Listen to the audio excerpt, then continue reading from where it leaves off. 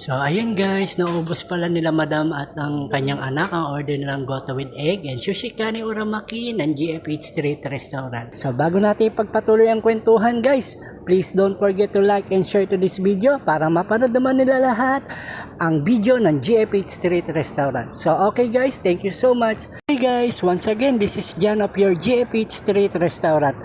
At bumalik at nag-dine-in ulit sila madam kasama ang anak niya sa GFH Street Restaurant.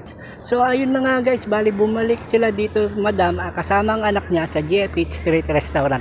At umorder sila ng goto with egg and sushi kani uramaki ng GFH Street Restaurant. Bali pala nung first time nila magpunta dito nila madam guys, ang order nila is goto with egg and sushi tempura roll ng GFH Street Restaurant. So bali sila madam pala at ang anak niya is taga Sri Lanka guys. Sri Lankan sila guys. So nakakataba ng puso at napakasarap sa pakiramdam na nagugustuhan ng ibang lahi ang Filipino foods ng GFH Street Restaurant.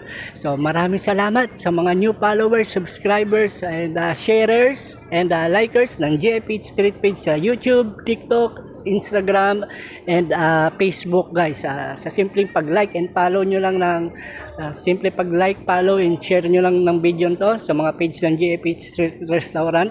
Malaking tulong at suporta na ang nabibigay nyo sa GFH Street Restaurant. So once again guys, hindi po ako tumatakbong kagawad guys, pero kailangan po namin ang tulong at ang suporta nyo. So guys, please don't forget to like, follow and share and subscribe to the GFH Street page in Facebook, Instagram, TikTok, and YouTube guys for more updates.